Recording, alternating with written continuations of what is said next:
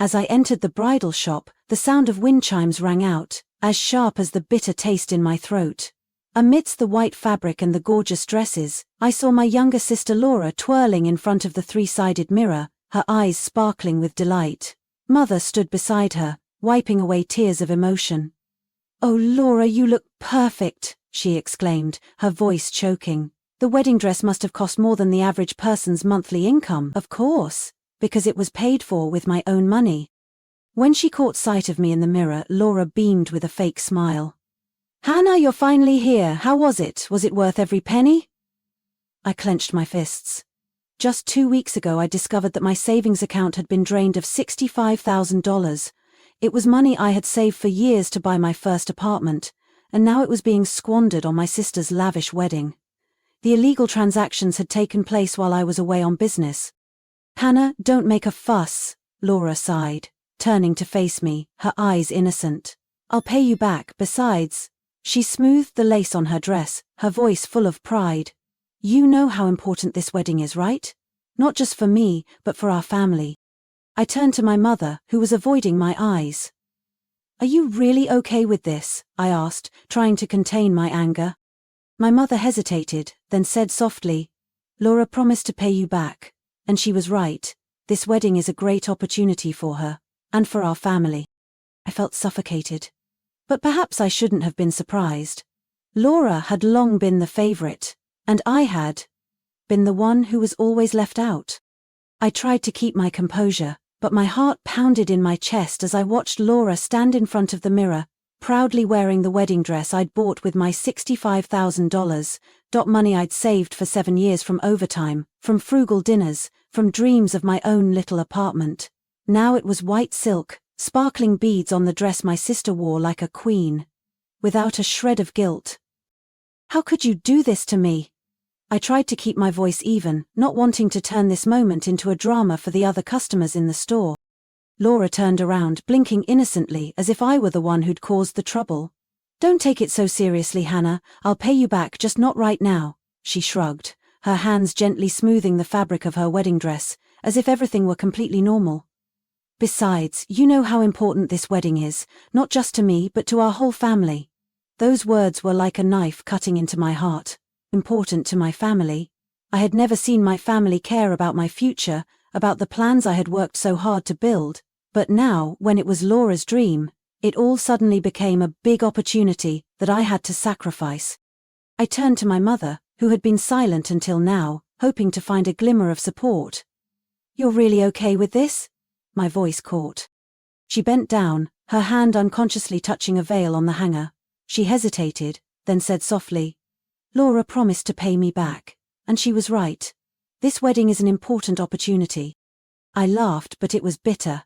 An opportunity for whom? Certainly not for me. I took a deep breath, trying to swallow the anger that was rising in my chest.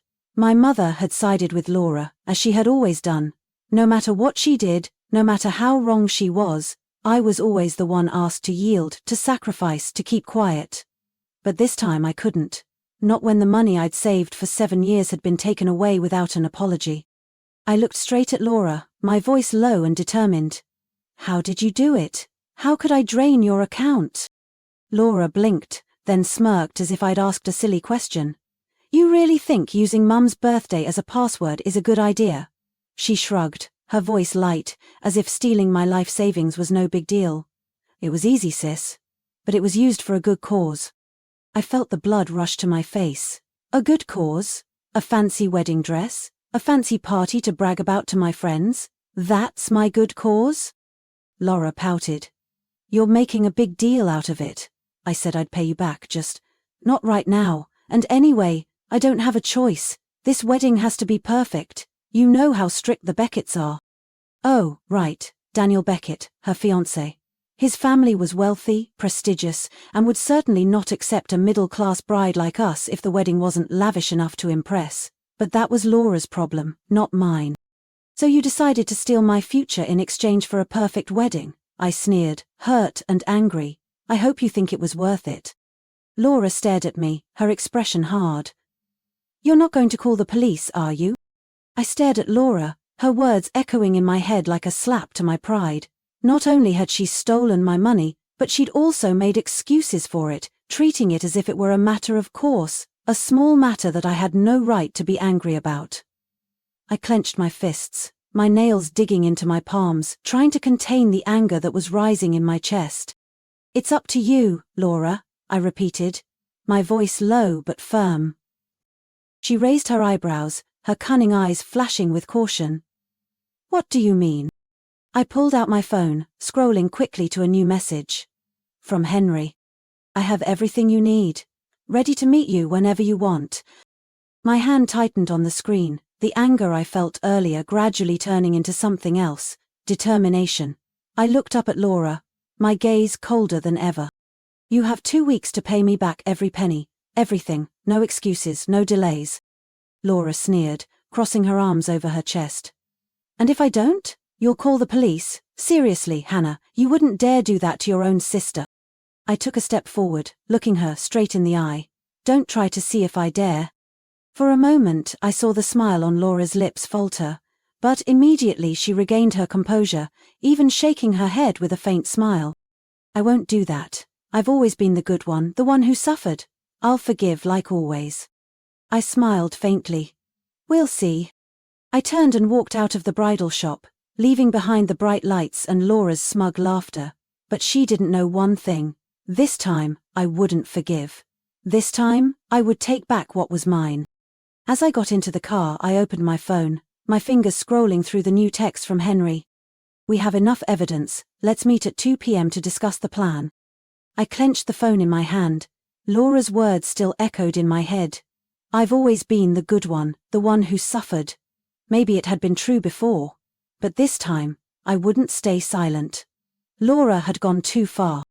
I started the car, heading straight to Henry's office, my mind racing over what I was about to do. I didn't just want my $65,000 back. I wanted Laura to understand the consequences of stealing someone else's future. Henry's office was in a small building downtown, not too flashy but discreet enough. When I walked in, Henry was waiting for me, a thick file on his desk. He slid it toward me. "I thought you might want to see this." I opened the file, my eyes scanning the photos, the bank statements, the text messages, but immediately, a shocking revelation came to me. Daniel Beckett, Laura's fiancé, was not just a successful businessman, as she had always boasted, but a con artist. He had been married 3 times before, and all of the marriages had ended when he had extorted large sums of money from his wife. I swallowed, flipping through the pages. Then I saw the next thing, the undeniable evidence that Laura had stolen my money. The bank security cameras had recorded her withdrawing money from my account with a counterfeit card. It wasn't just online transactions. Laura had gone to the bank in person, posing as me to do this. I looked up at Henry, my heart pounding in my chest. "You sure about all this?" He nodded. "Everything's been verified. The question is, what do you want to do with it?" I took a deep breath. "First, I want to copy everything. Then—" I paused, picturing Laura's smug face, her arrogant smile in the bridal shop. "I'll let her destroy herself." I sat in the car, Marcus's file on the seat beside me, each page filled with truths Laura had never expected. I felt my breathing slow, deepen, as I thought about what was coming. This time, Laura wouldn't be able to escape the consequences of her actions. I opened my phone, composed a text message but didn't send it. No rush. Everything had to happen at the right time, at the right moment. I needed her to feel the same sense of helplessness I'd felt when I'd found out my hard-earned money had been stolen. 2 days later, I received an invitation to Laura's pre-wedding party. A lavish affair held at a 5-star hotel, where the Beckett family and the rest of society would be in attendance. I knew I couldn't miss this opportunity. When I entered the magnificent hall, Laura was standing in the middle of the crowd, smiling brightly next to Daniel Beckett, the man she trusted completely. I approached slowly, my eyes locked on my sister. If Laura thought she could avoid the truth, she was wrong. At exactly 8 p.m. I pulled out my phone and pressed send. A series of messages, photos and documents were sent to Daniel, his parents, and even some important guests at the party. I watched silently as Daniel pulled out his phone, his face turning pale as he opened each file. Photos of his bank account being illegally withdrawn, video from the bank security cameras, and most importantly, his own divorce papers, evidence that he had scammed 3 women before. Laura turned to Daniel, confused. "Honey, what's wrong?" Daniel looked up, his eyes filled with anger. "How many more things have you hidden from me, Laura?" And that was the moment I knew the wheels of justice had begun to roll. The luxurious banquet hall suddenly fell into a deadly silence. The laughter and the clinking of wine glasses instantly disappeared as Daniel stood frozen in the middle of the hall, his pale face staring at the phone screen. Around him, the guests also gradually realized that something was wrong. Whispers began to spread like waves. Laura looked at Daniel, confused. "Honey, what's wrong?" Daniel looked up, his brown eyes colder than ever. "How many more things have you hidden from me, Laura?" His voice was not loud, but each word echoed like a sledgehammer hitting the air. Laura opened her eyes wide, shaking her head. I don't understand what you're talking about." Daniel chuckled, holding up the phone. "So? What about these bank transactions? Or the security camera footage from the bank where you impersonated your sister to withdraw $65,000? And best of all, what about me, Laura? Do you know about me? Or are you just using me like I used you?" The murmurs grew louder, some of the guests opened their phones, checking their messages. I stood in a corner, silently observing the scene before me. Laura had always thought she could control everything, turn every situation to her liking, but today, for the first time, she had completely lost control. Laura's face was pale, her eyes darting around the room in panic. "What are you talking about? Who sent you those things?" Daniel didn't answer. He slammed the phone down on the table with a cold clack. "Hannah, your sister sent it, and it seems she's a lot smarter than I thought." The room fell into a heavy silence. Laura stood there, her face pale, her fingers clutching the lace of her dress, as if clinging to her last shred of power. All around, the eyes of the guests turned to her, admiration turning to curiosity, then to contempt. "Sister." Her voice trembled, as if she couldn't believe what was happening. I didn't answer right away. I took a step forward, closing the distance between us. Enough for Laura to see that I was no longer the patient older sister she had been. "This is what you deserve, Laura." Daniel crossed his arms over his chest, smiling faintly. "She's right." He glanced at his bride-to-be with a mixture of disgust and anger. "I thought I was the manipulator in this relationship, but it seems we're just 2 con artists meeting each other." Laura shook her head, tears welling up but not falling. "No. I don't know anything about your past. I didn't mean to lie to you. I truly love you." Her voice broke when she saw the documents scattered on the table, the undeniable evidence that she had stolen my money. "Really?" Daniel laughed, but there was no warmth in it. "Do you love me, or the money you think I have?" My mother stepped forward now, her face pale at the sight of the documents. She turned to me, her voice weak. "Hannah, you don't have to do this. This is your sister. Do you really want to ruin her in front of everyone?" I turned to her, feeling an old lingering pain rise up. My mother didn't ask if Laura wanted to ruin me when she took all my savings. She didn't stand by me when I needed protection. But now, with Laura facing the consequences, she wanted me to stop? I looked straight at her, my voice calm but firm. "No, Mum. Laura destroyed herself." Laura stood there, eyes wide, looking around frantically as if searching for a way out. But there was no way out. The truth was out, and this time, no one could protect her. My mother had not given up yet. She turned to Daniel, her voice trembling but still trying to hold on. "Daniel, please don't rush into this decision. We've been planning this wedding for a long time. Everyone makes mistakes, but love can overcome everything." Daniel interrupted, his voice cold. "Love? I don't think that's love, Mom." He picked up the phone, scrolling through the messages, the pictures of Laura at the bank, withdrawing money from my account with a fake card. "I can't marry a cheater." The words were like a knife piercing Laura. She staggered back, her lips trembling but unable to speak. "Daniel, I can explain." But he wasn't listening. "There's no need to explain." He took the ring off his finger and threw it on the table in front of all the guests. "This wedding is over. And so are you." Laura gasped, tears welling up in her eyes. But this time, no one rushed to comfort her. Everyone just stood there, looking at her with pity or contempt. My mother turned to me again, her eyes pleading. "Hannah, please, this has gone too far."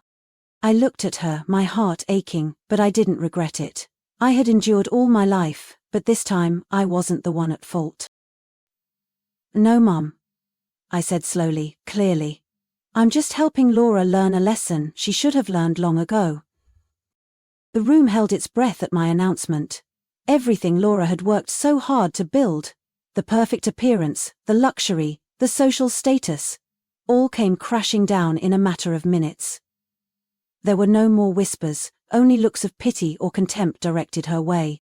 Laura stood there, looking smaller than ever, but I knew Laura was not the type to accept defeat easily. Her eyes flashed with anger, but this time it was powerless. No one was on her side, not Daniel, not Mum, not anyone. Daniel turned to me, his gaze sharp. "I will not let this end here." I raised an eyebrow. "What do you mean?" He curled his lips, took out his phone. "You think I am the victim? I know Laura is dirty, but she is not the only one involved in scams." A chill ran down my spine. What was Daniel implying? I was not the only one who thought so. Laura, still in shock, turned to look at him warily. "What are you talking about?" Daniel laughed contemptuously. "Do you think I don't know, Laura? I may be a fraud in marriage, but you're no slouch. Not only did you steal your sister's money, you also laundered it through a series of other transactions that you thought I didn't see coming." The air in the room froze. I squinted at Daniel, realizing that in this war, no one was completely innocent. Before I could react, the door to the banquet hall swung open. 2 investigators walked in holding thick files. One of them looked straight at Laura. "Laura Mitchell, we need your cooperation in an investigation into financial fraud." The room erupted in a panicked murmur, but it didn't stop there. The second turned to Daniel. "Daniel Beckett, you're also under investigation for fraud and embezzlement." I stood there, watching as 2 people who once thought they were master manipulators faced justice. Everything has a price. And this time, they have to pay for their own mistakes. Laura Mitchell thought she could get away with anything she did, but this time, the price she paid was more than she could have imagined. Soon after the investigators showed up at the party, Laura was summoned for questioning on charges of financial fraud, theft, and identity theft. The bank security camera footage, evidence of unauthorized transactions from my account, and the documents Henry had collected became irrefutable evidence. The trial took place a few months later. Laura was charged with financial fraud, identity theft, and embezzlement. Because she had no previous convictions and had a good lawyer, the sentence was reduced, but she was still given an 18-month suspended sentence and ordered to repay $65,000 through a 5-year repayment plan. In addition, the court ordered her to perform 500 hours of community service.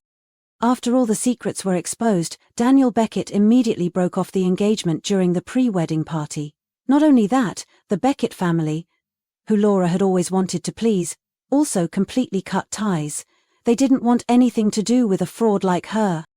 Rumors and scandals about Laura spread quickly. Friends shunned her, and the social relationships she once considered important now turned their backs on her. No one wanted to be involved with someone who had stolen money from her own sister, and was also being investigated for financial fraud. Laura once thought she could enter the upper class, but now she was an outcast. All doors were closed. My mother tried to protect Laura until the last minute, but when the truth could no longer be hidden, she could do nothing else. With nowhere else to go, Laura was forced to move back in with her parents. But this time, even my mother couldn't indulge her like before. Without money, without fame, without anything she once considered important, Laura was forced to face her own mistakes. I found happiness. A year later, I sat in my new apartment, a place I bought with my own money. Nothing stolen from me, no exploitation, no grievances or sacrifices for anyone. Everything was built by my own 2 hands, by perseverance, by bitter days when I realized that the people closest to me could betray me, but I got through it. On the table, a wedding invitation was neatly placed, but this time, it wasn't from Laura. It was from me. My wedding wasn't lavish, there weren't fancy parties to show off to high society, but it was built on sincerity, on true love. Jack, the man I was about to marry, wasn't a liar like Daniel, not someone who came to me for money or status. He was someone who loved me for who I was, not for anything else. I remembered that day, the day everything with Laura ended. She was forced to repay the money she took from me. The engagement was broken off in front of hundreds of people. She was investigated for fraud. The price she had to pay was too high, but that was no longer my story. My mother still called from time to time, still trying to salvage something between me and Laura. But I was no longer angry. I chose to let go, because I realized one thing. Happiness is not winning a confrontation, but being able to live your own life without being controlled by anyone, without being taken advantage of by anyone, without being taken away by anyone. I no longer live in jealousy of my sister, no longer being seen as someone who has to suffer for the benefit of the family. I stood up, I demanded justice for myself, and now, I have everything I ever wanted. The ring on my finger sparkled under the lights. My wedding would not be as lavish as Laura's dream, but it would be real, and most importantly, I would not have to trade anything for it. I picked up my phone, receiving a text message from Henry. He was now a security consultant for my company. "You'll like this. Daniel Beckett has just officially divorced both of his remaining ex-wives. Karma works faster than I thought." I laughed. Yes, everything has a price. But this time, the one who has to pay the price is not me. I took a sip of coffee, took a deep breath. I have found happiness. A life of my own, no longer a shadow of someone else. And that is worth more than any lavish wedding in the world. Life teaches us that no one can protect us better than ourselves. Don't let kindness become weakness, don't stay silent when hurt, and don't sacrifice forever for those who don't deserve it. We need to learn to fight for justice, protect our rights, and not let anyone manipulate or take advantage of us. In all situations, always maintain self-respect, honesty, and steadfastness in our own values. Those who do wrong will sooner or later pay the price, and those who live uprightly will find true happiness. Happiness does not come from luxury or fame, but from integrity, freedom, and the ability to control one's own destiny. What do you think about this story? Have you ever faced a similar situation in your life? Share your thoughts in the comments. Don't forget to subscribe to the channel to see more stories. Real life lessons about family, life, and justice.